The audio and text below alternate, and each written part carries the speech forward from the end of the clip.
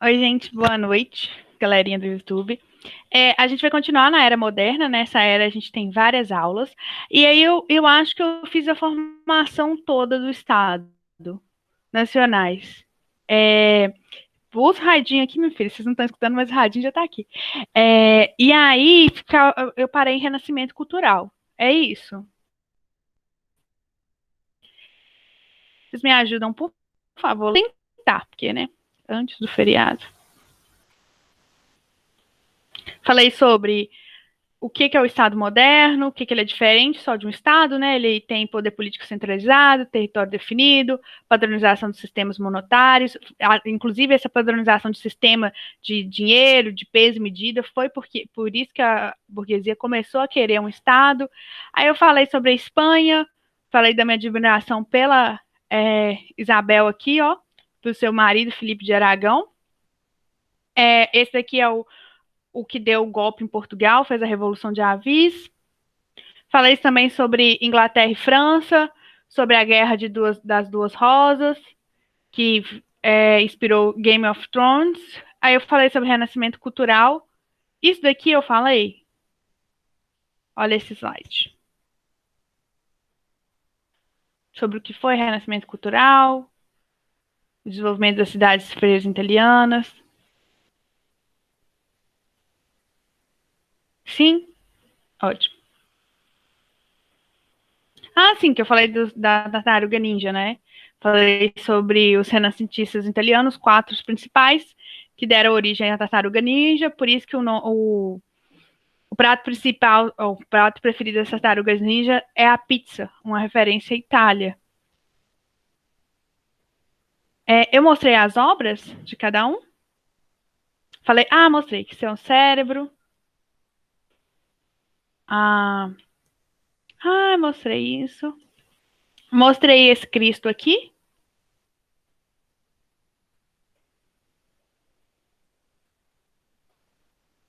Eu acho que eu parei aqui. Ok. Esse Cristo aqui eu trouxe porque é o Cristo do Donatello. Olha a diferença do Cristo de Donatello para o Cristo medieval. Tudo bem que eu não faço nenhum dos dois, né? É muito bom. É muito viajado, né? Ai. Gente, tudo bem assim que a minha capacidade artística não dá para fazer nenhum dos dois, mas olha a diferença do Cristo da Idade Média. Como o Donatello trabalha o Cristo dele. Olha como as artes evoluem, como tem muito mais um caráter humano, muito isso é mármore, gente. Tipo assim, mármore, sabe essas pedras que a gente tem no banheiro? Se faz isso de mármore. Você consegue ver as reações humanas no Cristo de Donatello, quase a súplica. Não é? Nossa, é muito diferente. E aí a gente tem outros renascentistas italianos que não viraram tartarugas ninjas, mas que também são importantes. Na arquitetura a gente tem o Felipe Bruschelli e o Donato Bramante. O Donato Bramante, ele é muito importante porque ele faz a Catedral de São Pedro no Vaticano, que é essa daqui. E aí, quando ele está construindo, ele é arquiteto, né? As pessoas falam, isso vai cair. Ele fala, não, eu calculei, não vai cair. Eles falam, isso vai cair. Ele fala, não, eu calculei. E realmente não caiu. Então, essa é uma inovação arquitetônica inspirada em Roma, né? Os gregos não sabiam fazer curva. Quem ensinou, quem aprendeu a fazer curva na arquitetura foi os romanos. Então, bem inspirado nos projetos romanos, com curvas, com grandes arredondamentos, assim, o termo arquitetônico deve ser outro, mas muito bem calculado. Então, você vê como que a ciência está andando junto com as artes, porque a gente está tendo renascimento cultural, mas a gente também está tendo renascimento científico. A gente tem o Nicolau Maquiavel, que a gente vai ver nas aulas para frente, porque ele vai, inclusive na filosofia, ele é muito importante porque ele dá a política. Antes de Maquiavel é uma política, pós-Maquiavel é outra política. Ele rompe com a moral cristã. Então ele é um teórico que inaugura na filosofia o que a gente chama de política moderna. Ele é historiador, ele é diplomata, e ele vai escrever da Itália, aconselhando o Médici, que era um governante, né, lá eu esqueci a cidade, Florença. O Médici, ele era governante de Florença, como esse Médici ia se manter no poder, já que a Itália não era um reino, total, né? Tinha o reino de Florença, o reino mais ao sul, Sardenha. Então, assim, o reino de Milão, existiam várias brigas, por isso que o Maquiavel vai falar como se manter no poder. E aí ele vai falar que é melhor ser respeitado do que ser bom, que a política não se faz com valores cristãos, se faz com valores políticos. Isso é muito importante para a política moderna. Ele é o pai do pensamento político moderno. Na pintura a gente tem o Botticelli, e o Botticelli vai fazer o Renascimento da Vênus, que é talvez o quadro mais conhecido dele. Olha, bem inspirado também nos estudos clássicos, né? Nas culturas clássicas, quer dizer, Grécia e Roma. A Vênus era o ideal de beleza romana, e ela nasce, e aí, olha, as pessoas já vêm tampar ela. Isso mostra muito também do autor. Por quê? Porque quando a cultura ela é desnuda, né, a beleza humana é desnuda, bem racional também, as pessoas já vêm correndo tampar. E aqui a gente tem o Dante Alighieri, que vai escrever um livro que vai falar sobre o inferno, né? E aí, quando algo é ruim, a gente fala que algo é dantesco, né? O Inferno de Dante também é uma inovação. Ele vai escrever sobre o inferno. Tá vendo que o Renascimento ele não rompe com a Igreja Católica. Ele só fala assim com a Igreja: olha, tudo bem, Deus é importante, mas o homem também é importante, porque o homem também ele está no centro. Eu nunca vi. Vou procurar. E aí ele vai falar: o homem também é importante, porque ele é Divina Comédia, isso mesmo. Porque ele é fruto, eu tinha esquecido o nome. Ele é fruto ele é filho de Deus, né? Ele foi feito à semelhança de Deus. Então ele também tem que estar no centro. A gente também tem que ter importância para o homem. Não há um rompimento, principalmente na primeira fase do renascentismo, do Renascimento. Porque a gente vai ver que o Renascimento tem várias fases, né? A gente tem 3 fases do Renascimento. Vamos ver se o meu italiano está em dia. O 300, o 400 e o 500. Por quê? Século 13, né? Século 14, 1300, século 15, 1400, século 16, 1500, tá? Principalmente no século 15, no século 14, nos anos de 1300, e no século 15, nos anos de 1400, a grande financiadora é a Igreja Católica, tá? Ela vai ser a grande mercenária, né? Ela que vai mercenária no sentido de bancar as artes. Já no século 16, nos anos de 1500, a gente já tem reforma protestante. Então, a gente vai ter outras, e a burguesia já está ficando cada vez mais forte, então a gente vai ter outras pessoas bancando. Só que a Isabela, eu acredito que falou melhor para você sobre essas características, né, principalmente na literatura. Essas são as fases do Renascimento. Na primeira, né, o Trecento, estou tentando fazer um sotaque italiano. Não tem tantas, não tem figuras sociais, né? Não mostra tanto, mostra mais beleza. Tudo tem bem origem, fica bem concentrado na Itália, na Florença, e a Igreja Católica é a principal mercenária. Depois, no 400, o homem ganha mais destaque ainda, e ganha também destaque não só a pintura, mas as artes plásticas, os projetos arquitetônicos, e ele começa já a se espalhar para o resto da Europa, e no 50, essa palavra é mais difícil, 50, ela se espalha por toda a Europa, inclusive chega na América, que está sendo descoberta pela Europa, né? E aqui a gente tem a carta de Pero Alves Caminha, que é considerado um documento renascentista, de alguma forma, né? Ou do neoclassicismo. E é no 500, que forma também as primeiras academias de artes para você copiar o seu mestre, né? Exatamente. Copiar no sentido que você vai acabar fazendo aquilo que seu mestre fazia, né? O mesmo estilo. Então, aí fica difícil saber se é a arte do mentor ou do mentorado. Eu trouxe aqui nos principais os principais renascentistas para fora da Itália. Portugal, a gente tem Gil Vicente, com aquele livro a Barca dos Amantes, se eu não me engano. Nossa, me deu um branco. Luís Camões, tudo, escritor, um dos maiores escritores de Portugal. Aquela música do Legião Urbana, não sei se vocês já escutaram, Monte Castelo, traz o amor é fogo que arde sem se ver, é ferida que... Não, o amor é fogo que arde sem se ver, é ferida que sente. Esqueci o poema. Muito boa essa tentativa, mas é Barca do Inferno, isso. Isso é Barca do Inferno. O Alto da Barca do Inferno, Gil Vicente, português. Tem a Barca dos Amantes, que alguém escreveu que eu me esqueci, confundi. Muito obrigada. A Graziele, eu acho que foi a Sabrina que falou. Muito obrigada, Sabrina. Luís Camões, com seus sonetos, muito bonitos, bem feitinhos, 14 versos, bem...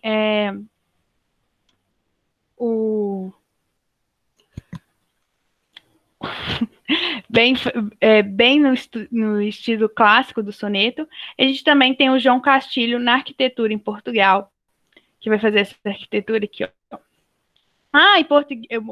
O Renascimento em Portugal, tem que lembrar que Portugal era domínio árabe, então ele também não tem só características classicistas, né, da Grécia e de Roma, mas também da antiguidade ocidental clássica, tanto é que parece com as ruínas de Petra, as coisas que o João Castilho faz.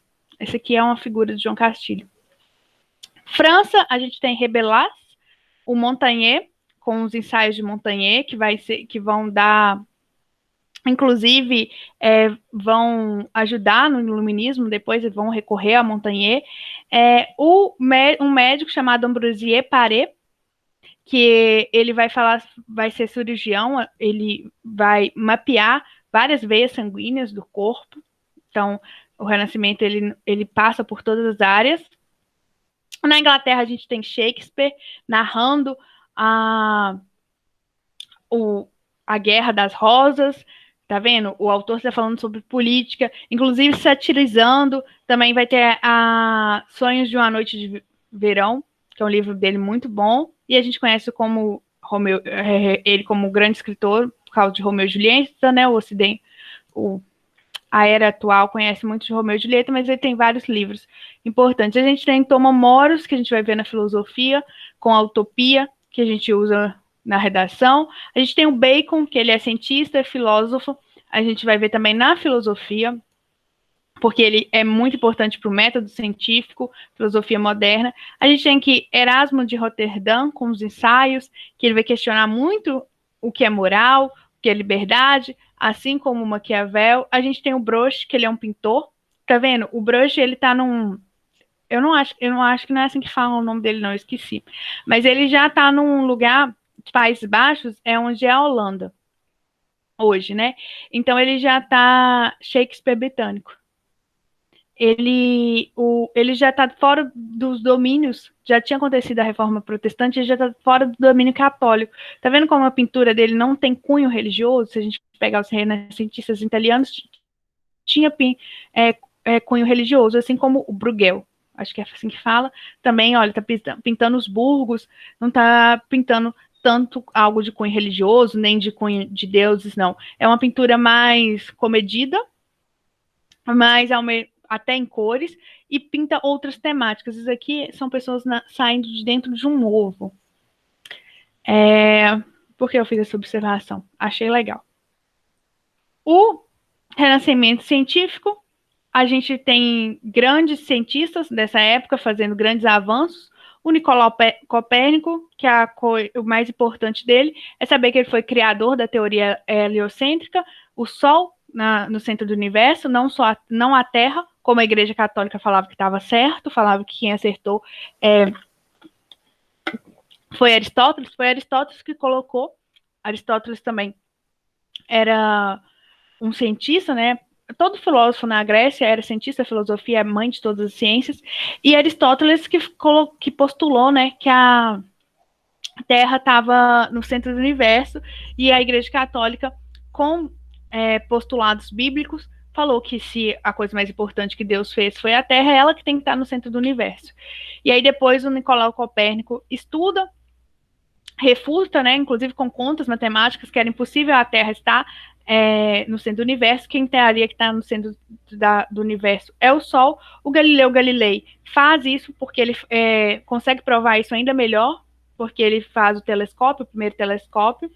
O Jonas Kepler faz as 3 leis de Kepler, aquelas coisas boas de estudar em física, e aí ele prova que a órbita é elíptica, não um círculo perfeito, mas uma órbita elíptica, e que o Sol está no centro do universo, né? Aí a gente tem outros também, que é o André Vesalius. Ele é o pai da anatomia moderna, ele vai fazer um estudo da fisiologia humana, vai estudar os órgãos, vai criar um atlas de anatomia humana, que ele vai chamar de fábrica. Olha aí o capitalismo nascendo, a gente comparando a produção do corpo, né, o funcionamento do corpo, com o funcionamento das... Nem era fábrica ainda, mas das corporações de ofícios. O Francis Bacon, a gente vai ver melhor nas aulas de filosofia, ele é fundador da ciência moderna porque ele cria um método científico como uma forma de estudar a natureza mais sistematizada, forma mais... A gente tem o René Descartes, que a gente vai estudar bastante filosofia. Ele é racionalista e pai da matemática moderna. Ele vai fazer um discurso sobre o método, propor bases do racionalismo, como que pegar o método do Bacon e aprimorar, mostrar como a gente chega no conhecimento. O Isaac Newton, que ele vai estudar o movimento dos corpos, né, e descobrir as leis que movem a natureza. E o Leonardo da Vinci, porque ele é tudo, ele é genial, ele é inventor, ele é matemático, ele é médico, ele ajuda a criar o tanque de guerra,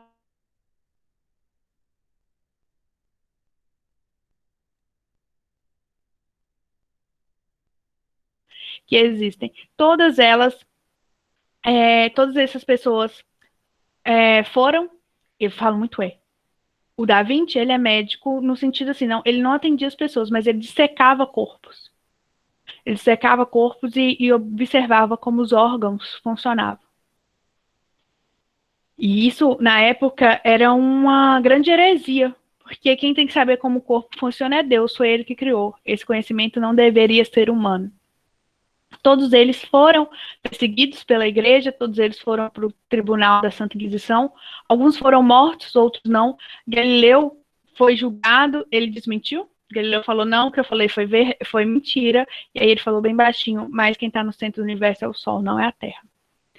Eu acho que Galileu devia ter falado com a Inglaterra, tá pensando o quê? Que você é Sol, minha filha? Com a igreja, com a Inglaterra, com a igreja católica. Tá pensando que você é o Sol da terra, do universo? Não é não.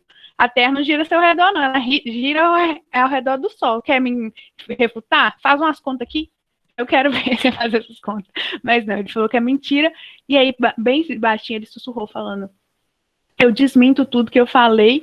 Mas ele foi preso. Ele ficou em prisão domiciliar. Ele só não foi morto. Porque o Copérnico não teve a mesma sorte. E aí ele ficou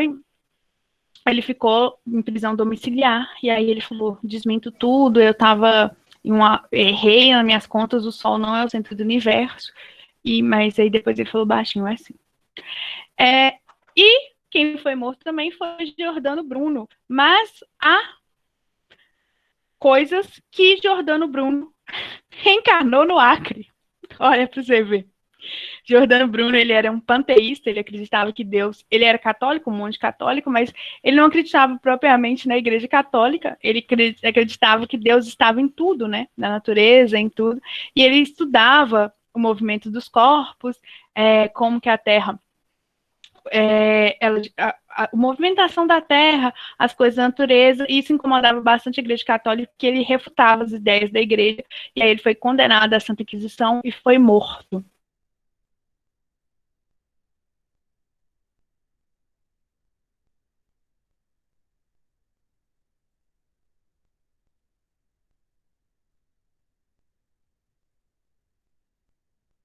Passada. Voltou para vocês? Isso é o quê? É o Giordano Bruno, né? De onde ele estiver me engongando. alguma dúvida sobre renascimento cultural e não foi a minha mesma, apareceu aqui para mim. Alguma dúvida sobre renascimento cultural e formação dos estados modernos? Não? Ótimo. Achei que a gente ia gastar mais tempo. Calculei errado, eu preparei só mais uma aula. Na outra aula a gente vai focar sobre a vida dos outros, porque que bom, né? Toda errada. Vou trocar de apresentação e a gente agora vai falar sobre reforma protestante. Vamos entender por que a Igreja Católica teve que trazer lá da Idade Média a Santa Inquisição e por que ela perseguiu Galileu, perseguiu o Giordano Bruno e ele teve que mudar aqui para o Acre, no Brasil.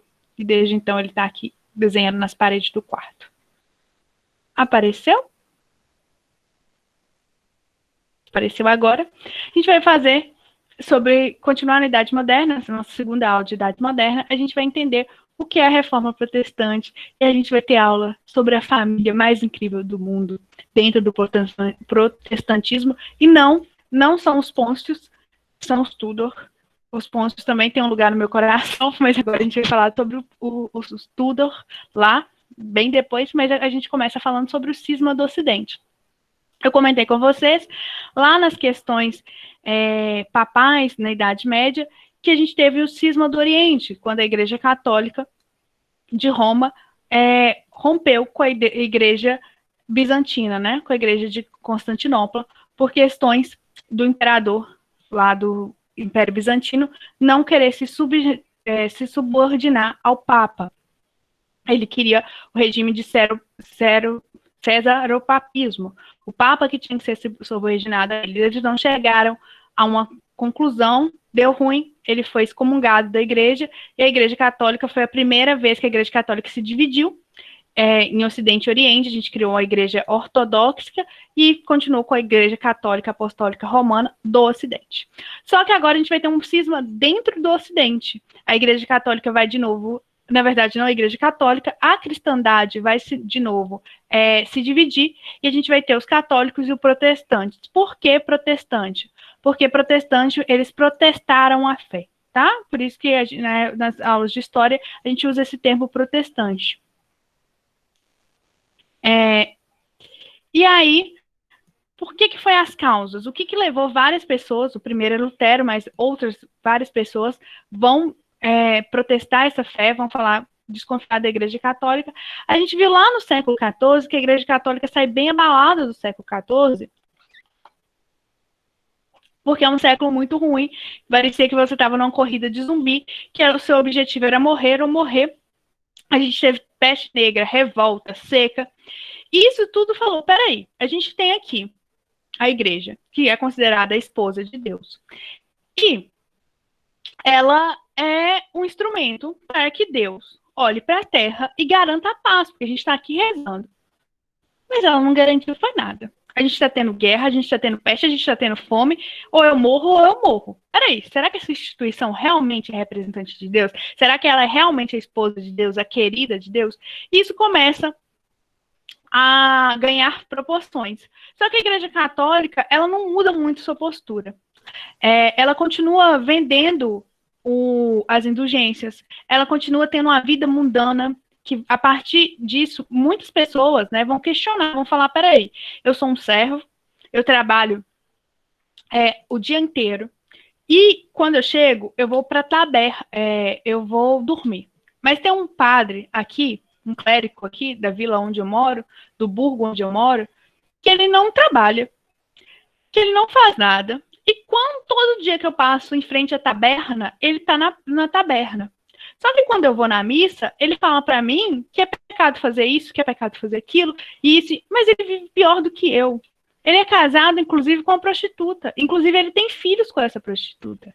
E ele não segue o celibato. E isso vai incomodar muito as pessoas. Vão falar, peraí. Inclusive, pessoas de dentro da própria Igreja Católica, padres, vão falar, não, isso está errado, a nossa doutrina é essa, tem que seguir essa doutrina.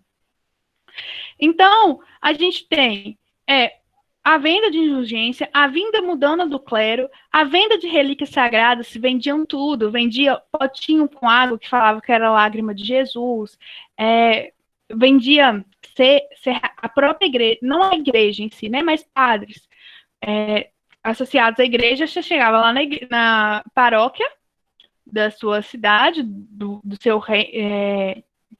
seu burgo, né? E aí tinha lá potinho com lágrimas de Jesus. Tinha lá, deixa eu ver se alguém... Indulgência. Indulgência é algo que é considerado sagrado fora do reino da terra. Por exemplo, terra do céu. Você vai morrer, você está prestes a morrer, eu vou te vender um lote no céu. E era caro, e era bem caro, e você comprava aquilo, porque quando você morresse, você não ir para o inferno. Eu vou vender isso, você quer fazer uma passagem boa, eu vou tirar, porque entre o céu e a terra tem um purgatório, eu vou tirar a sua alma do purgatório, para isso você vai pagar, porque a gente vai construir uma igreja e rezar para você, e aí a sua alma vai sair do purgatório. Isso que é venda de indulgência, tá? E as relíquias sagradas, sabe onde a manjedoura, vendiam serragens da manjedoura, que falava que o menino Jesus dormiu ali. E aí eram várias serragens, porque deu para construir milhares de manjedouras. E aí alguns padres olhavam aquilo e falavam, tá errado. Peraí, por que você está vendendo?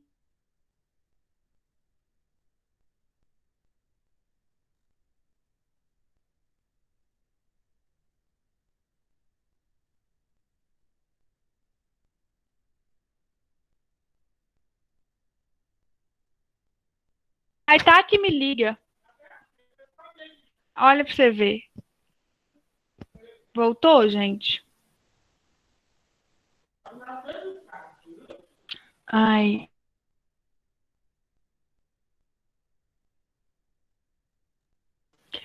Onde que eu parei? Eu parei sobre a manjedoura, né? Então, padres olhavam aqui e falavam, peraí, gente, se essa relíquia sagrada existisse, né, se a igreja tivesse controle dela, ela não estaria aqui, ela estaria em Roma, por que você está vendendo isso é errado. Além disso, a igreja era a grande senhora do medievo, né? A gente repete isso várias vezes. Tinha nobre, tinha rei, de olho na terra da igreja católica. Pensava assim, ó, lembra que agora o rei unificou? Conseguiu ter poder e um estado forte? Ele vai falar assim, olha, peraí, e essa terra aí, olha, essa terra aqui podia ser minha, mas é da igreja católica, ela está tão inutilizada, essa terra podia ser minha. Eu que estava querendo essa terra, eu ia construir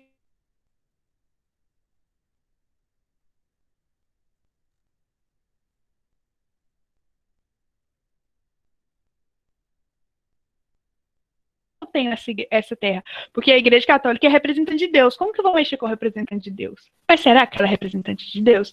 Além disso tudo, a gente tem um abuso de poder da Igreja Católica. Né? A Igreja Católica mandava em alguns reinos, fazia que alguns governantes tomassem decisões exacerbadas, acabava provocando guerras, falava, olha, aquele reino ali não é de Deus, ele me provoca, e aí criava-se guerra. Então, todo mundo que está no topo, um dia cai porque ela começa... A minha internet agora está mostrando que tá normal. Tá normal? Ah, tá. Tomei um susto. Então, todo mundo que está no topo, né, ela acaba incomodando. Como já dizia a Valesca Popozuda, deseja a todas inimigas vida longa, para que elas possam ver minha vitória. Mas a Igreja Católica não estava tendo uma vida muito longa, não. Ela estava com uma vida cada vez mais curta, porque as inimigas, elas estavam crescendo. E a gente tem que lembrar que o protestantismo está, né, a reforma protestante, está na transição do feudalismo para o capitalismo. Agora é importante acumular bens. Ok? Vamos ver, então, primeiro a pessoa a protestar a fé, Lutero. O Lutero, ele é um padre alemão, E, na verdade, não é a Alemanha ainda, é o Sacro Império Germânico, a Alemanha não está unificada, a Alemanha vai unificar lá em 1870, mas aí ele vai, o luteranismo, né, vai surgir na Alemanha. Ele era um padre católico e ele era um padre muito correto, vamos dizer assim. Ele ficava vendo aquilo. Ele via lá alguém, um padre do lado dele vender as lágrimas, o manto de Maria. Ele falava: isso está errado, não é assim. A Igreja Católica ela é uma igreja muito pomposa, não precisa de tanto rito e essas coisas assim. E aí ele vai começar a escrever cartas para o Papa Leão X. Ele vai escrever uma carta, ele vai escrever duas cartas, ele vai escrever a terceira carta. Parecendo alguém aí mandando e-mail, falando se você quer vacina. O Lutero tá assim com o Papa. Você quer reforma? Eu acho que isso não tá certo. Eu coloquei transição, não? Deixa eu voltar aqui no slide.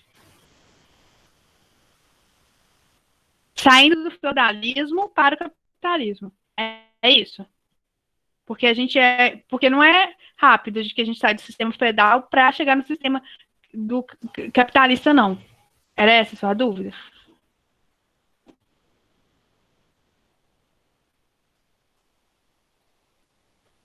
Ah, tá, a Gabriela perguntou. Eu vou colocar lá no. Desculpa, Grazi. Eu vou colocar lá no Class, aí fica melhor. A reforma protestante, assim como toda idade moderna, a idade moderna é uma era de transição, né? A gente está saindo de um sistema de produção feudal, e entrando cada vez mais um sistema de produção capitalista, tá? Por isso que agora é importante acumular bens, para você conseguir acompanhar a burguesia nascente, o modo de produção burguês. E para acumular bem precisa ter terra. Então a nobreza começa a querer questionar as terras da Igreja Católica. Ficou claro?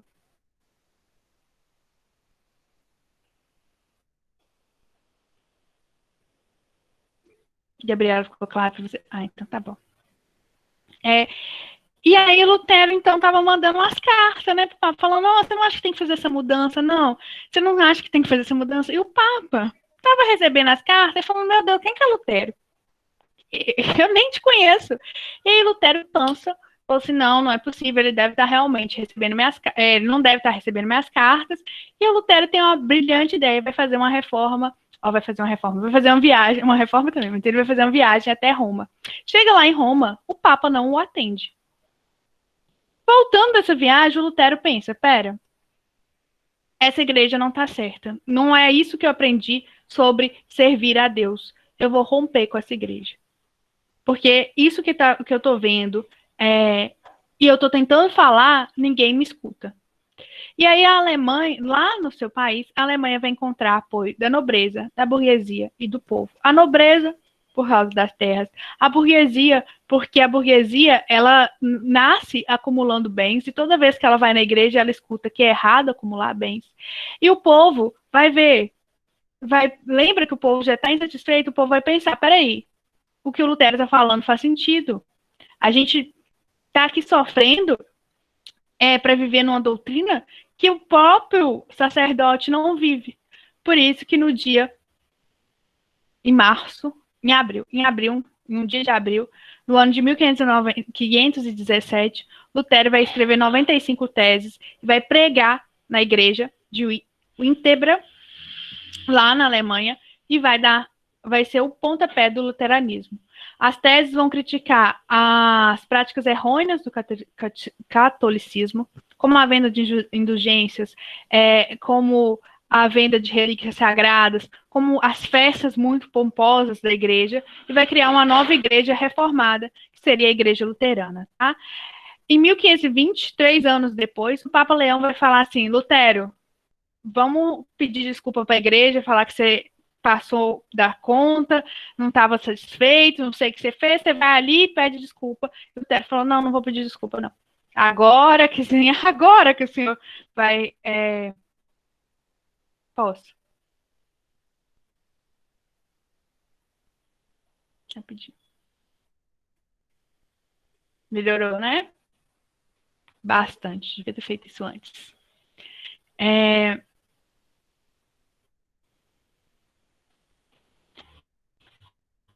o Lutero vai falar: agora que o senhor vai me responder essas cartas, agora também não quero mais, não. Tá?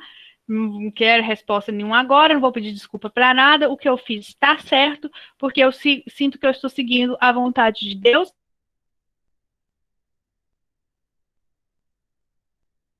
Ficar muito bravo, ele vai excomungar o Lutero da Igreja Católica, e como ele era excomungado, ele devia ser entregue para a Igreja Católica, provavelmente ele seria morto. E aí o que os nobres lá da Alemanha que tinham apoiado o Lutero vão fazer? Vão sequestrar ele, e vão esconder ele no castelo, nesse castelo aqui, ó, de Orteburg. Umas palavras muito boas para falar, Waterbuck, eu acho que é assim que fala, se não for, coloca lá, a mulherzinha do Google fala melhor do que eu. É um príncipe, o príncipe da Saxônia, que é um dos reinados lá, um principado dentro do Império Sacro Germânico, Império Romano, Sacro Império Romano Germânico. Lembrando que a Alemanha ainda não era unificada, então a gente tinha principados, ducados. Esse principado, na Saxônia, esse príncipe, ele vai refugiar Lutero. Quando ele estiver refugiado, Lutero vai falar assim, olha, o povo não conhece a Bíblia, é preciso traduzir a Bíblia do latim para o alemão, porque aí o povo vai conhecer a Bíblia, vai conhecer a palavra de Deus, e aí ele vai chegar a Deus por méritos próprios, não mais passando para a Igreja Católica como intercessora. Tranquila? Pode passar o slide? Alguma dúvida?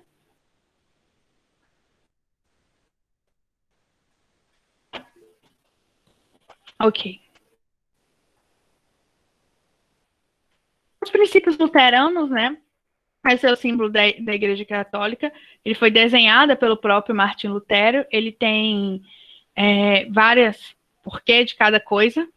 Tá ruim, mas a cruz lembra que Deus morreu por nós. O coração significa que Deus está no centro dos nossos corações. A rosa branca é pureza. O fundo azul é que Deus está sempre conosco, e o anel dourado simboliza a aliança de Deus com nós. O Lutero vai falar que só a fé salva, porque a Igreja Católica fala que a fé e boas obras salvam, né? E aí o Lutero vai falar, não, só a fé salva. Essa questão de fazer boas obras é uma desculpa que a Igreja encontrou para você doar coisas que você até às vezes não tem para elas. Lutero também vai falar que cada homem e mulher na Terra tem que ter direito à livre interpretação da Bíblia, tem que ter a Bíblia no seu idioma e entender a Bíblia. Aí ele vai traduzir também a missa, né? Assim como a Bíblia, para o alemão, lembrando que ele era alemão. Ele vai extinguir o celibato, ele vai falar, isso de celibato nunca deu certo. A gente viu que foi um papa que o celibato, no começo, o celibato da Idade Média, o celibato ele não era algo da Igreja Católica, né, um dogma da Igreja Católica. O celibato ele foi colocado depois por o Papa Bento. Foi uma das reformas bentitinas. Eu esqueci o número do Bento, mas foi um Papa Bento que colocou essa reforma lá na Idade Média. E aí o Lutero vai falar, isso nunca deu certo, os papas começam a se envolver, casam, os que não casam têm amantes, às vezes eles se casam até com prostituta, isso só desmoraliza a Igreja Católica. E aí ele vai extinguir o celibato, quem seguir a Igreja Luterana pode se casar, ter filhos, inclusive ter um casamento fiel, filhos dentro só do casamento, tá? Que ele ia falar que isso não acontece. E ele vai falar que a gente precisa só de 2 sacramentos, até pra... Ai, meu Deus, minha orelha está coçando tanto. Até por causa dessas festas muito pomposas, essa necessidade da Igreja Católica mostrar poder. Não, a Igreja Católica tem 7 sacramentos, né? O batismo, a Eucaristia, a crisma, a ordem ou o matrimônio, né? A pessoa que vai ser padre não se casa. Se você não for chamada à ordem, você é chamada a matrimônio para construir família. A unção dos enfermos e as confissões de pecado, você tem que ir lá com o padre confessar seus pecados. O Lutero vai falar não, porque isso é uma forma de dominar. Aquele padre vai saber tudo de você vai ter medo dele. É uma forma de dominação. Então a gente precisa do batismo, porque Jesus se batizou, está na Bíblia que Jesus se batizou, então realmente a gente tem que se batizar para se entregar ao Espírito Santo, e a gente confirma esse batismo através das ceias. Isso vai ser a igreja. Até hoje tem igreja luterana, né? No mundo. Aqui em Patinga tem igreja luterana. Alguém de vocês vai na igreja luterana? É no Iguaçu? Ela é uma igreja bem simples.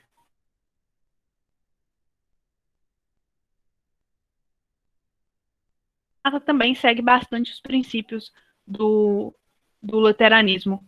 O luteranismo bem radical, né? No radical no sentido da raiz, de bem a raiz do que Lutero propôs. Tranquilo? Alguma dúvida do luteranismo? Para a gente passar para o outro?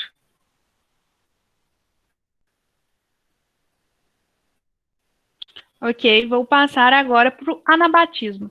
O Thomas Multis, ele é um ex... Eu achei que eu tinha colocado a foto do Thomas Multis, ou Mintz, que é alemão também. Ele é um ex-padre católico, e quando Lutero faz aquilo, faz a reforma, as 95 teses, ele fala, tá certíssimo, Lutero arrasou, brilhou, bateu palmas, falou, agora deu um follow na Igreja Católica e começou a seguir Lutero. Só que durante a reforma luterana na Alemanha, a Igreja Católica foi desapropriada, né? Os nobres católicos se converteram ao luteranismo e aí a Igreja Católica, já que não era mais uma religião oficial, foi perdendo terras. E essas terras foram ficando com a nobreza. O que o Mintz vai reclamar, ele vai falar assim, uai, essa terra não tinha que ficar com a nobreza é rica. A gente veio para que todos tenham vida e vinda em abundância. Essa terra tem que ficar com as pessoas pobres. Então ele não pretendia fazer uma reforma religiosa só, não, ele queria fazer uma reforma econômica e social. O anabatismo leva esse nome porque ele recusa o batismo na idade infantil. Ele fala que Jesus foi batizado já adulto, a pessoa tem que ser batizada adulta para ter consciência que está fazendo isso, por isso que é anabatista. Hoje a gente tem igrejas anabatistas também, elas mudaram um pouco a doutrina. Uma igreja anabatista é dos Pôncios. Pastor Márcio Pôncio é anabatista. Eu acho que em Patinga não tem igreja anabatista. Tá, mas ela é um braço do luteranismo. O que aconteceu foi que o Thomas acha que o Thomas Mitz, né, acha que Lutero tinha que ter feito, junto com a reforma religiosa, proposto uma reforma social e econômica nas terras. A Igreja Anabatista hoje, eu não acho que ela prega isso, né? Não conheço a doutrina anabatista, mas acho que ela não prega isso hoje em dia. Eu só conheço a fofoca dos Pôncios, nunca fui lá entender a religião deles, né? A doutrina religiosa. O Lutero vai condenar esse movimento anabatista. Muitos, o povo vai se converter, né? O povo alemão vai se converter muito, porque tá falando, propondo terra aos pobres.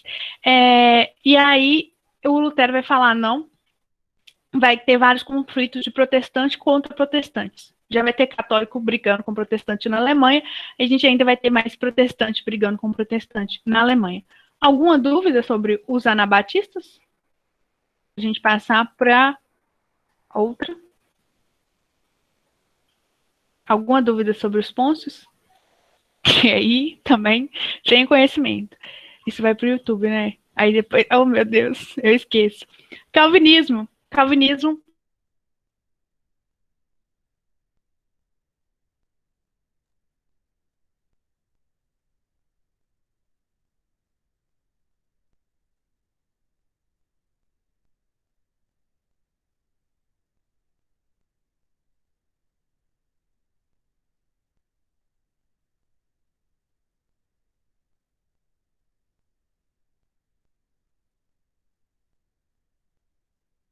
localizar o pensamento do Lutero.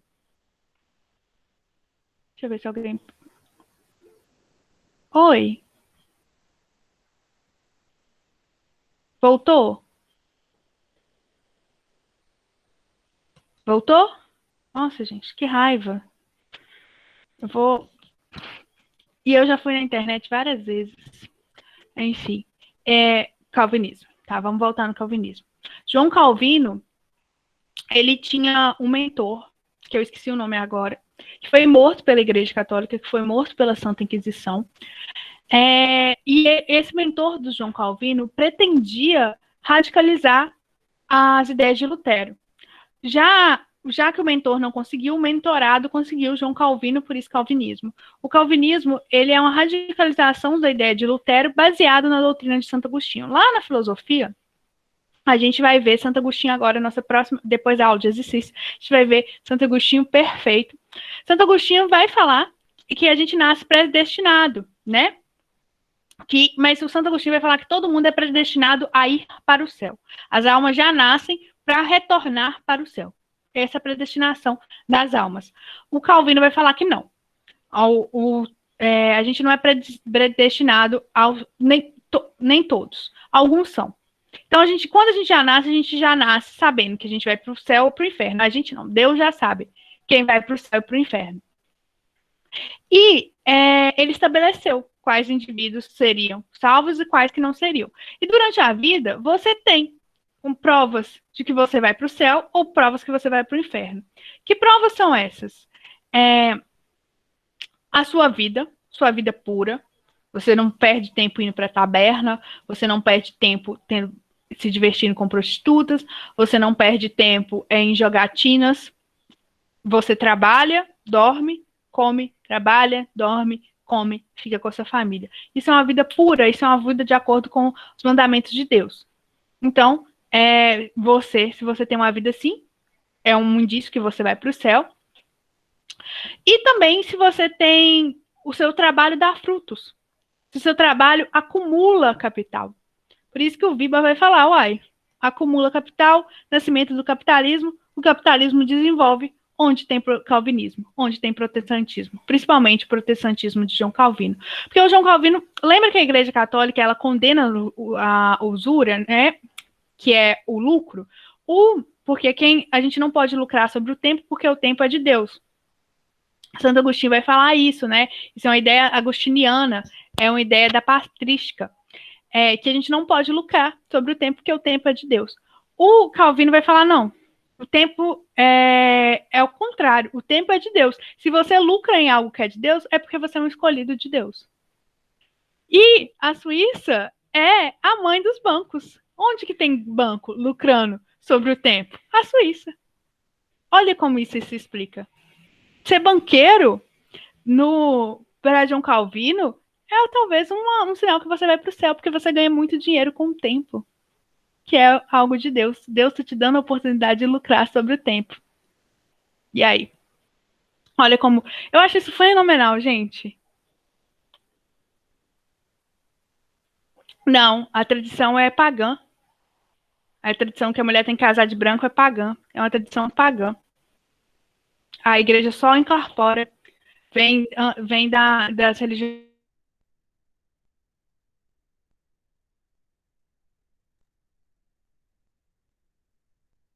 Para espantar o mau agouro. E, na verdade, a mulher ela não usava um buquê de flores, ela usava um buquê de alho. E ela tampava a cara, eu não sei por que não. O véu, eu não sei a origem, não.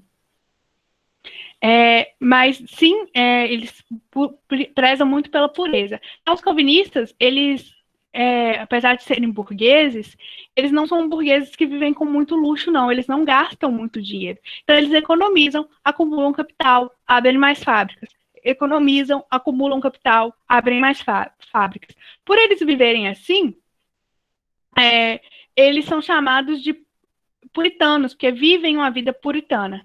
Pura, né? Então, na Inglaterra, eles vão ser chamados de puritanos, a gente precisa disso, porque ele vai ter a Revolução Puritana na Inglaterra, que a gente também vê durante a Idade Moderna, uma das nossas últimas aulas. Na França, eles são chamados de huguenotes, também importante, e na Escócia eles são chamados de presbiterianos, a Igreja Presbiteriana existe até hoje, tá? Então, o calvinismo continua vivo. Eles são extremamente rígidos, eles não bebem, eles guardam um dia, o sábado, que é o dia de Deus, eles guardam, eles não trabalham. Nos outros dias, eles trabalham muito, porque o trabalho edifica o homem, o trabalho é um sinal do homem com Deus, então eles trabalham. E eles são pessoas muito corretas. Os puritanos na Inglaterra, eles vão ser muito perseguidos, vão ser duplamente perseguidos pela Igreja Católica e depois pela Igreja Anglicana. Então, eles têm que... A Igreja Presbiteriana é calvinista. Eles guardam sábado até hoje. Alguém aqui é presbiteriano? Não? Alguém aqui é protestante? Ah, Sabrina. Vocês guardam sábado, não guardam? Um dos motivos do Enem. Domingo? Ah, desculpa. E aí, a igreja batista eu não sei. Mas a igreja batista não é do anabatismo, não vem da ramificação do anabatismo, não.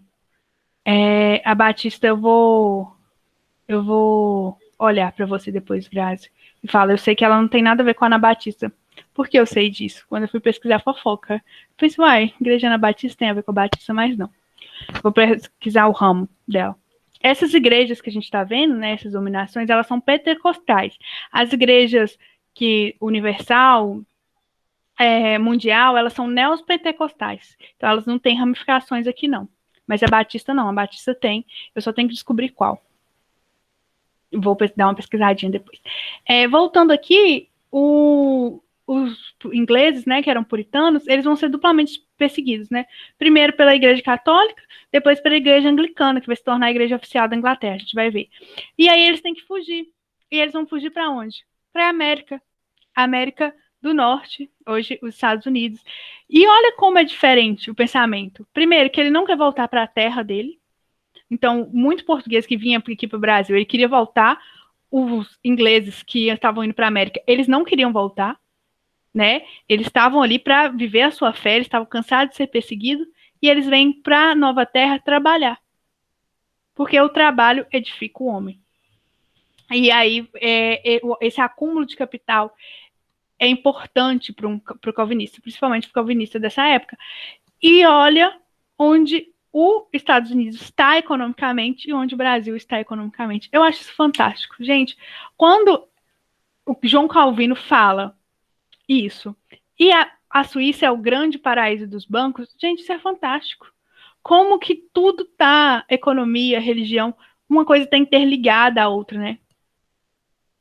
Alguma dúvida sobre o calvinismo?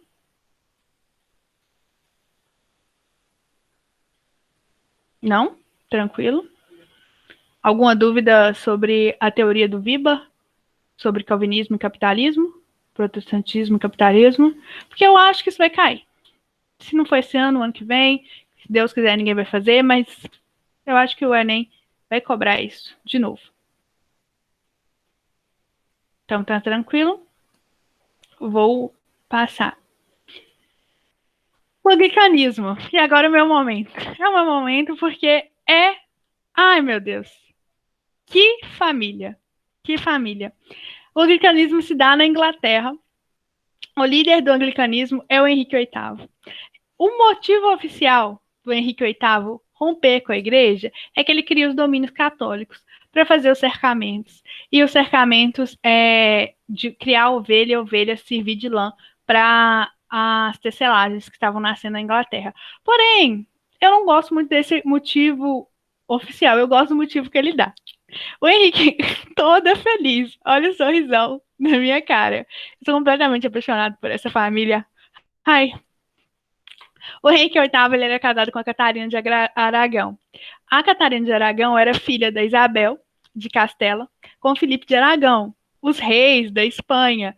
A Isabel, aquela toda, né, poderosa, que fez o reino mais forte na formação dos Estados modernos. A Espanha era mais forte que a Inglaterra. É a partir de Henrique VIII, da sua linhagem, Henrique VIII, eu falei até embolado, Henrique VIII, que a Inglaterra vai passar a Espanha. Mas os pais do Henrique VIII, eles que também unificaram a Inglaterra.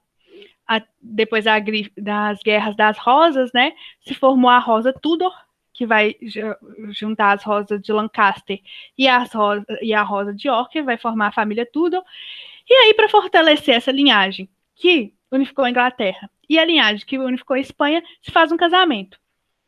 Só que Henrique tinha tido um irmão, e isso vai cair no Enem? Não. Mas, se bem que pode cair o motivo que Henrique VIII dá. Ele tinha tido um irmão, esse irmão se casa com a Catarina, só que depois uns 3 dias, eu acho, ele morre. E aí a Catarina, então, casa com o outro sucessor do trono. Ela fala que não teve consumação e casam ela com Henrique VIII. Henrique VIII casa com a Catarina já. Alguém tinha entrado e saiu da reunião? Ou eu saí da reunião? Tá funcionando pra vocês ainda? Que a minha internet tá ruim. Vai que ela tá doida. Ah, tá. Entendi. Fiquei com medo. Falei, peraí, será que eu saí da reunião? Mas o Henrique VIII, ele já casou com a Catarina meio a contragosto, assim, né? Mas assim, vamos fortalecer. Henrique VIII queria fortalecer a Inglaterra, se é pra fortalecer, vamos casar. Aí eles se casaram e eles tiveram uma filha, Mary I, ou Maria. E aí, assim que Maria nasce, os médicos reais falam assim: olha, Catarina, você não pode ter mais filhos, porque se você tiver mais algum filho, mais algum filho, você morre. Aí o Henrique VIII fala assim: ah, essa mulher é amaldiçoada. Ela dormiu sim com meu irmão, Jesus está me castigando. Aí ela liga pro Papa. O Papa, ele é totalmente adepto ao reino espanhol. Por quê? Isabel caçava protestante a rodo. Isabel acreditava que caçar protestante e herege era uma forma dela agradecer a Deus. Lembra na aula passada, né, de história, que eu contei para vocês, que a Isabel, ela acreditava que ela era escolhida de Deus. E uma das formas de agradecer, essa forma de ser escolhida, era ela dura com quem era opositor da Igreja Católica. Então o Papa esqueci o nome dele. Alguma coisa terceira. Clementino III. O Papa Clementino III falou: eu acho que eu vou brigar com a Isabel, sua sogra? Não vou, não. Eu não desfaço esse casamento. Aí o Henrique VIII fala: ah, você desfaz, porque eu preciso de um filho homem para continuar a minha linhagem. O meu pai fez uma guerra, se casou com alguém que não era para ele se casar, para unificar essa Inglaterra. Eu vou fazer essa Inglaterra grande e eu quero um herdeiro. Essa mulher amaldiçoada, ela fala que que não dormiu com meu irmão, mas dormiu sim, tanto é que Deus não quer me dar um filho homem, tá me castigando. Aí começa essa briga. A gente já tá brigando bastante, ele se apaixona pra rainha mais incrível que a gente já teve, Ana Bolena. Ana Bolena tem essa pintura dela, e aí seria consumou ou não consumou o casamento? A Catarina fala que não. Eu acredito que a Catarina não consumou o casamento, porque ela era filha de Isabel. E a Isabel, ela era, tipo assim, extremamente. Ela não mentia para quem ela confessava, né? E nas confissões de Catarina, que foram documentadas, ela fala que não consumou o casamento. Então, eu acho que ela não consumou mesmo, não. Não deu nem tempo, o marido dela já casou doente, morreu. O Henrique estava caçando pelo em ovo para brigar com a Igreja Católica. E aí, no meio disso tudo, o Henrique tinha várias amantes. Ele teve um amante que ele se apaixonou, que foi Ana Bolena. Ele primeiro foi a amante da irmã dela, né, Mary Bolena. Ele tem um outro amante, Ana Bolena. E a Ana fala assim: não, meu filho, eu não nasci para ser amante, não. Eu nasci para ser para fiel, porque a amante não tem lá, e nem coroa. Eu quero minha coroa. Aí Henrique fala: pois eu vou te dar a coroa. Você vai me dar um filho homem. A Ana fala: beleza. Ana Bolena fala: vou te dar um filho homem, você me dá a coroa. Ele liga lá pro Papa Clementino. Mentira, ele escreve e fala assim: olha, você vai me dar? Eu quero que você anule meu casamento com a Catarina. Eu não vou maltratar a Catarina, vou colocá-la em isolamento, em um castelo. E eu quero que você celebre o meu casamento com a que eu escolhi, Ana Bolena. Os Bolenas eram burgueses muito ricos, eles queriam títulos de nobreza, né? O pai de Ana Bolena, ele preparou as filhas para serem amantes das cortes reais, tá? Ele era um pai bem estranho. Ele queria que as filhas fossem amantes, ele nem colocou elas para servir primeiro na corte francesa, aí elas foram bastante amantes na França, voltaram para a Inglaterra, serviram a rainha Catarina e depois dormiram com o marido dela. Dos Morados tá aí, né? Mas, tá vendo? Muita fofoca, por isso que eu fico empolgada. E aí, o Papa, praticamente, em terceiro, falou assim: tu foi doido. Eu não vou fazer isso, não. Ele falou: então, cansei. Será que eu aguento? Na verdade, ele queria ser nobre através de ser amante, meu filho. Ele falou assim: ai, vocês vão lá, vão ser amante lá na corte francesa, depois volta para a corte inglesa, vocês me arrumem um título de nobreza. O pai dela era uma pessoa bem desprezível, assim. Até porque eu sou apaixonada pela Bolena, então eu acho o senhor Bolena muito desprezível, o que ele fazia com as filhas dele. essa ideia de pureza? Tinha, mas o Bolena, ele não estava muito preocupado em ir para o céu, não. Ele estava preocupado em galgar escadas de poder. Ele não era um bom cristão, não. Ele estava mais preocupado com o aqui e agora. Em 1534, o Henrique ficou cansado do Papa Clementino não dar a anulação do casamento, e ele fez algo que a gente chama de ato de supremacia. Ele falou: aqui na Inglaterra quem manda sou eu. Eu fui preparado para isso, minha família sofreu demais, é a igreja que eu quero. Ele faz a igreja anglicana e ele fala: eu sou chefe da igreja, eu sou chefe do Estado, eu sou um só. Se rompe com a igreja católica, coloca Catarina e a sua filha Maria no exílio, né, dentro da Inglaterra, num castelo, que ele também não quer brigar com a Espanha, ele não é bobo, dá todas as condições. A rainha da Espanha já tinha morrido, Isabel já tinha morrido nesse tempo, a irmã da Catarina, Joana, era... Eu sou universal, ele falou isso. A Joana já não era... Joana ficou louca, né, depois da morte do irmão, do marido dela, então, assim, ela já não governava muito bem, quem governava mais era o filho da Joana, e aí o sobrinho não quis muito brigar com a Inglaterra, porque a Inglaterra já estava ficando poderosa, então Catarina morreu no exílio, falando que nunca consumou o casamento. A Maria depois virou rainha. Mas aí a gente vai ver que Henrique não parou em uma esposa só. Henrique teve 6 esposas. Quem casou mais? Fábio Júnior, Gretchen ou Henrique VIII? Ele teve a Catarina de Aragão, depois Ana Bolena. Ana Bolena que ele vai matar, né, decapitada, assim como outra, a mulher dele, que a gente vai ver, que ele também vai matar decapitada. O anglicanismo é importante, a fofoca não, mas o anglicanismo realmente ele é bem importante, porque ele começa a mostrar para a Inglaterra quem é que manda. Fala assim, olha, manda para o mundo. Ele começa a mostrar para o mundo quem é que manda. Agora, na Idade Moderna, a partir desse período, não vai ser a Espanha que vai dar as regras, não. É a Inglaterra. E a filha dele, Elizabeth I, junto, a filha dele, da Ana Bolena, vai mostrar isso muito bem para o mundo. O grande reino é a Inglaterra. Então, o absolutismo se forma, a próxima aula que a gente vai ter é absolutismo e mercantilismo, não hoje, mas depois, porque eu não preparei essa aula, achei que a gente ia ficar mais tempo, a gente vai ter bastante clareza de que o reino mais importante do mundo é a Inglaterra, graças aos Tudor, né? Henrique VIII e Elizabeth I. O que acontece para ele matar Ana Bolena? Ana Bolena prometeu ele um filho homem, e ela não dá para ele um filho homem. E aí ele quer esse filho homem, ele já quer separar. O irmão de Ana Bolena é casado com uma mulher, que agora eu esqueci o nome, e essa mulher não é feliz no casamento, não.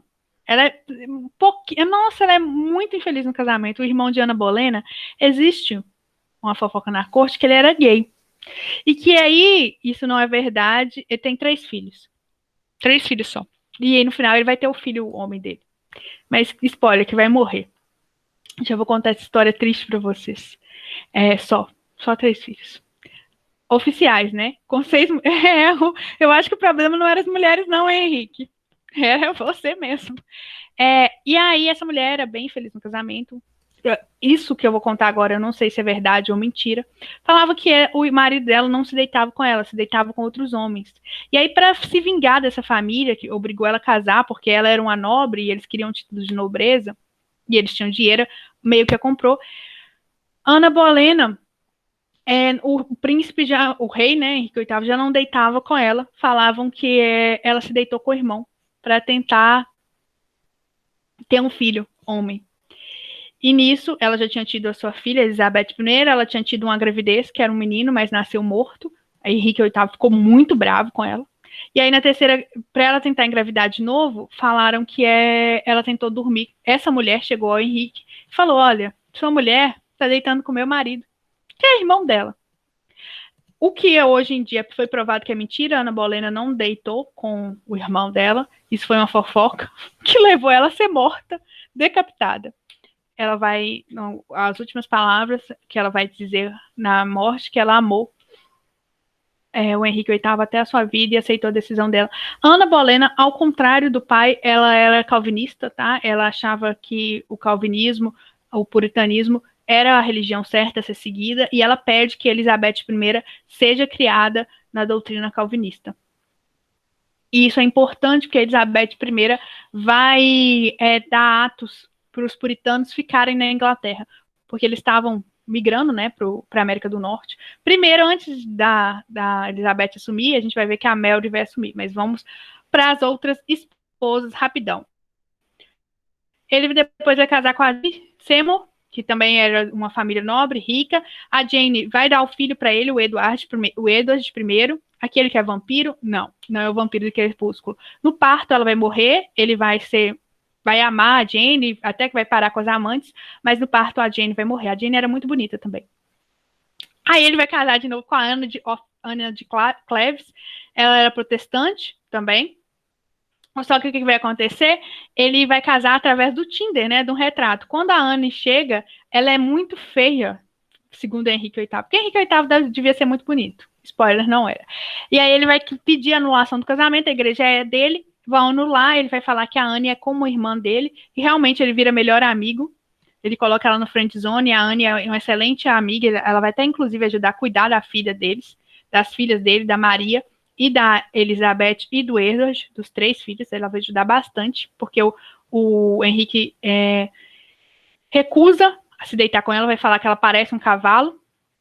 Depois, ele vai, já perto dos 50, 60 anos, ele vai começar a namorar uma menina de 14 anos, a Catherine, e a Catherine tem um amante, a Catherine trai ele, e aí, como ela trai ele, ela é decapitada.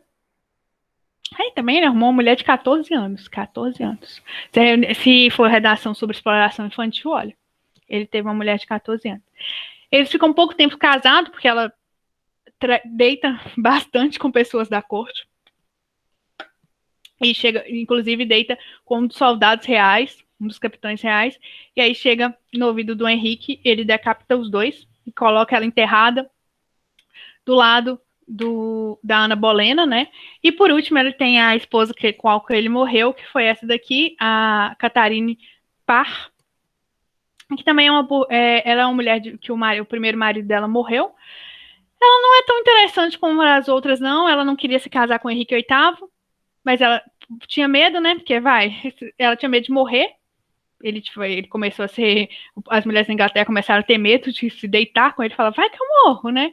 Mas ela não queria casar. Ela pensou: se eu caso, eu morro. E se eu não caso, eu também morro. Então eu vou casar, mas quem morre é ela. Ela consegue sair vencedora.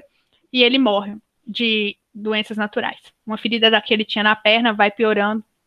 E ele acaba morrendo. Com a primeira esposa, ele tem Maria I. Com a segunda esposa, Ana Bolena, ela tem Elizabeth I, a grande rainha da Inglaterra, a maior rainha que a Inglaterra já teve, porque teve sangue de quem? De Bolena, porque Henrique VIII era um excelente estadista. E com a Jane Seymour, ele tem o Edward I. O Edward I, após a morte do pai, ele assume o poder. Um tio dele ajuda ele a governar, só que ele morre aos 13 anos de febre. Aí quem assume o poder é a Maria Mary, por isso que a gente tem aquele drink Bloody Mary, porque ela mata protestante até, inclusive ela tenta matar até a irmã dele, Elizabeth, que é protestante. Mas ela vai matando protestante, e aí por isso que é Elizabeth II.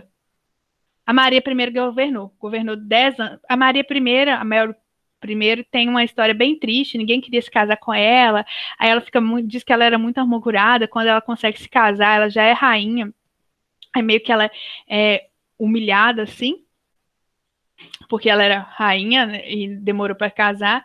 Essa não é da Escócia, não. A Mary da Escócia é a da Elizabeth, ela é prima da Elizabeth, e ela vai ser morta pela Elizabeth. Elizabeth vai decapitar. Filha de quem, né? Filha de Henrique VIII. A Mary morre, passa o trono para a irmã, Elizabeth I, essa não vai morrer, vai ficar 50 anos. Ela fala que nunca vai casar, porque o pai dela deu exemplos péssimos do que seria o casamento. Ela é considerada a rainha virgem, por isso que nos Estados Unidos a gente tem a Virgínia. Mas a gente sabe que muito na história aí não contada que ela não era virgem, não. Ela se deitava com um marinheiro, conselheiro das navegações inglesas. Ela é a maior estadista da Inglaterra. A Inglaterra é o que é por causa dela. Por isso que quando a Betinha II nasceu, o pai dela falou assim: você vai ser tão importante quanto a Elizabeth I. Você vai ser a Elizabeth II. Algumas pessoas falam: será que a grande Inglaterra nasce com a Elizabeth I e morre com a Elizabeth II? Fica aí a dica. A dica não, o questionamento. Será que a monarquia consegue ser passada pelo William? Talvez seja uma curiosidade histórica, né? Nascer com uma e morrer com a outra. Mas aí é só um questionamento que o tempo dirá. Alguma dúvida sobre essa família maravilhosa?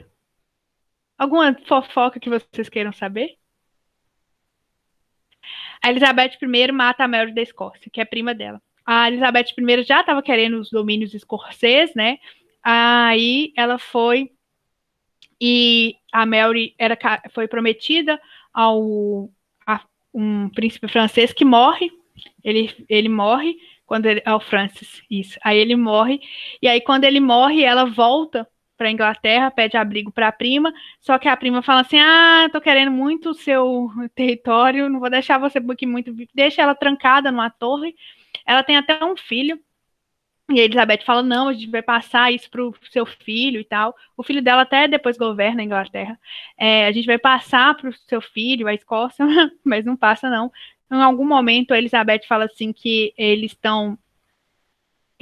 tem uma série que eu também adoro a série, adoro figurinos, Reinado. Tem uma série também dos Tudor, que é o que conta a história só do Henrique VIII e das 6 mulheres dele. Tem um musical também da Broadway, que vocês colocam no Google, que chama Six, que são as 6 mulheres do Henrique cantando, muito bonito musical, falando sobre a vida delas. Mas aí ela mata a Mary para anexar a Escócia e dar mais poder ao Reino Unido, tá? E o drink também, o Bel de Mary, em homenagem à irmã dela, que matou muito protestante, queria voltar a ser católica. Se a Mary não tivesse morrido, os protestantes iam matar ela, porque a maioria da burguesia da nobreza já era protestante, e a Mary irritava bastante eles. A Mary morreu sem deixar filhos, a Elizabeth também morreu sem deixar filhos, e como a história é engraçada, quem vai governar é o filho da mulher que ela matou. Agora, depois que a gente viu as principais reformas da Igreja Católica, a gente tem as reformas da Igreja Católica, reformas contra a Igreja Católica, a gente tem um mosaico de como fica a Europa. A Europa fica ainda, coloquei em espanhol para a gente já treinar, né? Para a prova do Enem. Mentira, porque eu só achei em espanhol mesmo. O que está amarelo clarinho é o catolicismo, tá vendo? Grande parte ainda continua católica, né? O que fica em verde, principalmente onde hoje é a Alemanha, é o território luterano. A Inglaterra, anglicana. Essas aqui são os calvinistas, tá? O Zurique, Suíça. Tá vendo? A França não tem calvinista porque eles vão ser mortos na noite de São Bartolomeu. É trágico. A gente tem também outras religiões, né? A Rússia vai ser igreja ortodoxa, católica e ortodoxa, a maioria desse povo aqui. E aí lá para a China vão ser politeístas, e aí a gente também tem o Oriente Médio já sendo Islã. A Irlanda vai ter conflitos depois na geografia, não sei se vocês viram, ainda vão ver Irlanda brigando, Irlanda do Norte, Irlanda do Sul, tem muito a ver com conflitos religiosos, porque a Irlanda do Norte é evangélica e a Irlanda do Sul católica, e aí tem até uma música Sunday Bloody Sunday do U2, que vai falar sobre esse conflito, que aquela banda Sambô brasileira deixou ela bem melhor. Ai, com pandeiro e cavaquinho, tá? As principais centros de onde saiu a reforma, tá? Aqui Lyon, na Suíça, aqui a igreja de Wittenberg, também na Alemanha, aqui Londres, o anglicanismo, e aqui o Estado católico que vai fazer a contra-reforma. tá? A igreja vai reagir, porque a gente a gente apanha, mas a gente também bate. Então a Igreja Católica vai fazer a Contra-Reforma. O que é a Contra-Reforma? É a ação da Igreja Católica à Reforma Protestante. A Contra-Reforma tem um tempo bem longo, né? São 18 anos. Acontece na cidade italiana de Trento. Então a gente também pode chamar ela de Concílio de Trento. A primeira coisa que o Concílio de Trento fala é: a Igreja Católica não errou. A Igreja Católica está certa, o Papa está certo. Quem deve. Ela reconhece, né? Na verdade, ela reafirma a infidelidade papal. O que o Papa assina na terra é assinado por Deus no céu. Ela faz isso, ela reforma. Então, reforma não, ela. Esqueci a palavra que eu acabei de falar, reafirma. Então, todas essas pessoas, Lutero, João Calvino, Henrique VIII, todos eles são excomungados da igreja para sempre. Ela tenta, através da Contra-Reforma, combater os protestantes e o avanço do protestantismo. Para isso, ela vai colocar regras para ser do clero. Agora, para você ser do clero, você tem que estudar muito. Você não pode... Porque antes, lá na Idade Média, eu acho que eu comentei com vocês que o primeiro filho da nobreza, ele ia herdar as terras, né? O filho homem. O segundo filho ia para o clero. Se você tinha dinheiro, você já entrava para o clero como um bispo, se você tinha muito dinheiro. Se você tinha pouco dinheiro, você entrava como um papa mosteiro. Agora isso vai acabar. Não, para você entrar, qualquer pessoa, até isso vai demorar para acontecer, né? Mas qualquer pessoa pode entrar para o clero, só que tem que fazer primeiro uma faculdade de filosofia, depois uma faculdade de teologia, e aí sim servir ao clero da Igreja Católica. Vai ser proibido também a venda de indulgências, a venda de relíquias sagradas. Você não pode vender nada, falar que aquilo é sagrado, não. Se você quiser vender uma imagem, você fala, olha, essa imagem você pode colocar na sua casa, se você quiser, mas não tem nada de sagrado, nada de especial nela, tá? Se você quiser colocar, você pode benzer as coisas, mas cobrar por isso não, né? Vai criar o Index Librorum Prohibitorum, parece um feitiço de Harry Potter, mas não é. São as listas com as publicações com a circulação proibida, né? Não pode ler tal livro, não pode ler os livros de Lutero, não pode ler os livros de João Calvino, porque isso tudo leva a você a questionar a fé católica e leva você a pecar, segundo a Igreja Católica. É criada também a coisa importante aqui para o Brasil, a Companhia dos Jesuítas, que vai ser para catequizar, né? O Inácio de Loyola vai reafirmar a missão catequética da Igreja Católica, e para isso ele vai criar uma companhia, que é a Companhia de Jesus, os jesuítas, que vão para a América e para a Ásia catequizar os índios. Então, se lá na Inglaterra e na Suíça, na Alemanha, a gente está perdendo fiel, aqui na América a gente está ganhando bastante fiel. Então, a gente está convertendo, sim, os índios à força, porque a gente precisa ganhar fiel. Por isso que a expansão marítima também é um empreendimento católico. Isso já apareceu em prova, vai aparecer. A expansão marítima é um empreendimento do Estado moderno e da Igreja Católica. Isso está correto? Está correto. Por quê? Porque a Igreja Católica quer ganhar novos fiéis, já que lá na Europa ela está perdendo. A reforma e a Contra-Reforma vão instaurar guerras religiosas, né? Eu já falei da Mary I lá na Inglaterra matando protestante. Aí depois, quando a irmã dela entra no poder, ela vai matar católico. Vai ser assim, protestante matando católico, católico matando protestante. Vai ser uma bagunça. E também a restauração dos tribunais da Santa Inquisição, agora não só para procurar hereges considerados, mas hereges que ela falava que tem nome e sobrenome, os protestantes, tá? Alguma dúvida sobre a Contra-Reforma? Na arte, a Contra-Reforma encerra o Renascimento e começa o Barroco. Esse homem vai se sentir culpado, principalmente em países católicos, como Espanha e Portugal. Será que não foi? Será que não foi essa busca do homem por maior protagonismo, né? Os artistas vão pensar assim, que colocaram ele para romper com a Igreja Católica? E por isso que o barroco, essa arte barroca vai trazer a culpa. Você quer o prazer, mas você se sente culpado. Essa dualidade barroca. É a arte da Contra-Reforma. Uma arte dual. Eu vou ver com a Isabela se ela vai dar aula de barroco, né? Nas artes. E se ela não dá, depois eu coloco algumas imagens para mostrar como o barroco cai nas provas de história. Alguma dúvida sobre a Contra-Reforma? Sobre algum tópico da Contra-Reforma? Não? Ó, que isso? Ah, tá. Coloquei no slide errado. Rapidinho. Gente.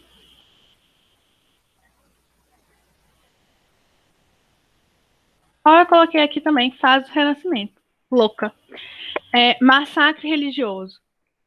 O massacre religioso que cai em prova, né, é a noite do São Bartolomeu, lá na França. Vocês lembram que eu falei com vocês que na França os calvinistas são chamados de huguenotes. E aí o rei Carlos IX e a sua esposa Catarina na França, eles queriam matar um líder protestante específico, só que eles não conseguem. E aí, para não ficar feio, eles falam assim: vamos matar todo mundo, né? E essa imagem aí, esse quadro mostra a corte francesa passando sobre os corpos. Então, lá no mês de agosto, lá, eles massacram, matam dezenas de huguenotes em todo o território francês. Essa noite de São Bartolomeu traz um ditado popular que agosto é mês de agouro, porque aconteceu em agosto. Aí tem gente, por exemplo, minha avó falava com a gente que a gente não pode se casar em agosto, que traz coisas ruins, né? Agosto é um mês que traz coisas bem ruins. Isso vem dessa tradição aí. Lá tem origem na França, porque aconteceu no mês de agosto. E aí, só quando tem que ilustrar um massacre religioso, as provas trazem a noite de São Bartolomeu. Tranquilo?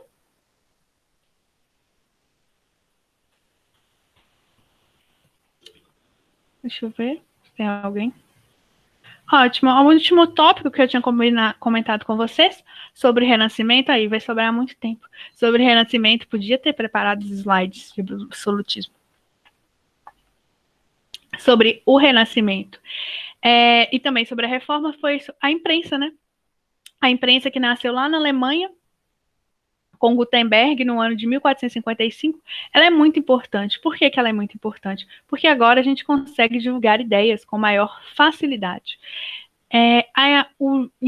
Lembrando que já existia impressão de livros fora da Europa Ocidental, a China, desde de 1330, já imprimia livros, mas de outras formas, com tipos de metal fundido. Eu não coloquei imagem, podia ter colocado, dei mole. Com tipo de metal fundido, mas é tipo assim, olha, eles faziam as letrinhas de metal, o A, o B, o C, colocavam em placas e pressionavam no papel com a vapor, né? E aí isso é muito mais rápido do que sobra tempo para fofocar, exatamente. É bom que. Bom, isso é bem mais rápido do que copiar, né? Pensando lá que os montes copistas da Idade Média copiavam, agora não, agora você imprime, por isso chamado de imprensa. E é através disso que a gente consegue propagar ideias, por exemplo, ideias do Martin Lutero e do João Calvino. O Renascimento, a Reforma e tantas outras ideias, o Iluminismo, só que o iluminismo bem lá para frente só consegue acontecer por causa da imprensa. A imprensa é o grande marco moderno. E as fofocas também, né? O que seria de Léo Dias se não tivesse o jornal? Tudo graças a Gutenberg. Tranquilo? Alguma dúvida? Ok. Eu acho que agora esse é o último slide. O último slide é uma outra gracinha. Qual família você é mais fã? Dos Pôncios ou do Tudor? Vários casamentos, fica com cunhado, não fica com cunhado. Fica aí a dúvida de quem vocês são mais fãs. Se é do Tudor ou dos Pôncios. Eu, particularmente, gosto mais dos Tudor, porque eles usavam umas roupinhas assim, umas coroas. Eu curto bastante isso e eu sou completamente fascinada pela Ana Bolena. Tadinha da Brandt. A Brandt ganhou um Gucci. Ana Bolena ganhou uma religião nova. Eu prefiro a religião nova. Se bem, né, que depois ela perdeu a cabeça. Aí tem isso, né? A Brandt me perdeu a cabeça ainda. É isso. Se não tem mais nenhuma dúvida, vou parar de apresentar. Vamos conversar sobre os reis. Mas isso não precisa ser gravado.